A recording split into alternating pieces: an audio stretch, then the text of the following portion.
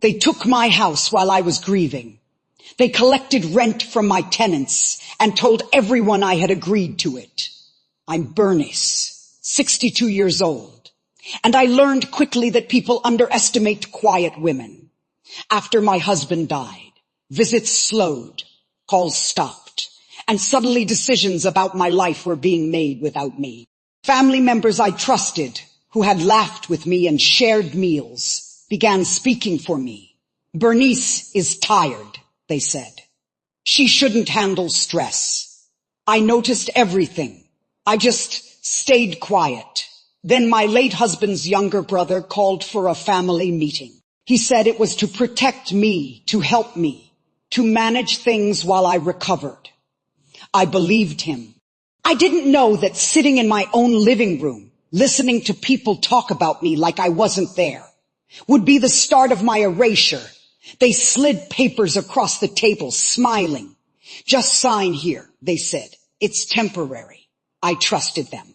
Grief makes you vulnerable. Vulnerability is what they preyed on, and I didn't realize it yet.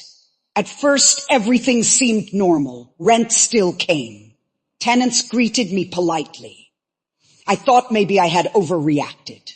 Then the second month came, and the rent didn't reach my account. I asked a tenant why, and he whispered, "We were told to deal with your brother-in-law now." My blood froze. I asked family members, and they said, "You agreed to step back." I realized it wasn't just money. They had taken my authority, my voice, and twisted my age into a weapon against me. I confronted them gently, only to be told I was emotional, confused, even a burden. I could feel anger rising, but I swallowed it. Shouting would have made their story believable. Instead, I observed. I traced every transaction, every document. They renovated the flats without my knowledge, increased rent, and stopped copying me on anything.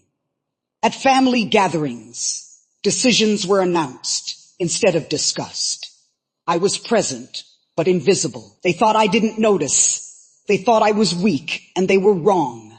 I went back to my late husband's files. Receipts, signatures, bank statements, contracts, all of it. I visited the land registry alone, slowly, carefully. That's when I realized the truth. The papers I had signed didn't transfer ownership.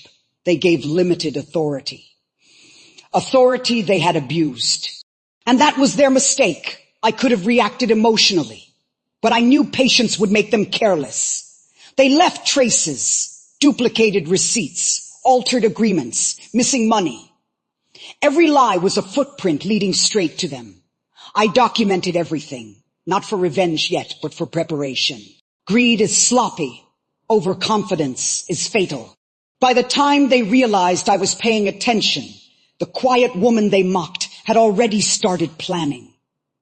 I spent nights thinking through every detail, every meeting, every payment, every tenant. Conversation became a piece of my strategy. They had underestimated me, and that would be their undoing. I hired a lawyer, not an aggressive one, just methodical. We didn't threaten them. We requested proper accounting, explanations for renovations, and verification of tenant payments. 7 days they laughed, until tenants were contacted. Banks were checked. Numbers didn't match. Money was missing. Receipts were forged. Signatures falsified. Slowly, their confidence cracked. Family members who had mocked my silence began avoiding me. I didn't need to yell or fight. I just let the truth do its work. Each response from them, each excuse, only added to the evidence I already had. The quietest revenge is always the deadliest. And in that silence, the walls began closing in. By the 7th day, their smug smiles were gone. Panic replaced their confidence, and they didn't know why. Finally, a formal notice was sent. Authority revoked. Accounts frozen. Tenants redirected to pay me. No shouting. No dramatic confrontation, just consequences. They panicked. Meetings were requested, apologies rehearsed. I attended calmly. When I spoke, I said, "You thought grief made me foolish. You thought age made me weak. You were wrong." Everyone in the room saw it, the tenants, the distant relatives, even those who had mocked me. Their story collapsed in silence. They had lost control, respect, and credibility. All the power they had stolen returned to me without a single outburst. The same people who had thought I was powerless were now watching me reclaim what was mine quietly, efficiently, and irreversibly. My calm had become their fear. Now rent enters my account quietly. No arguments, no drama, just peace. They no longer speak of control or underestimate me.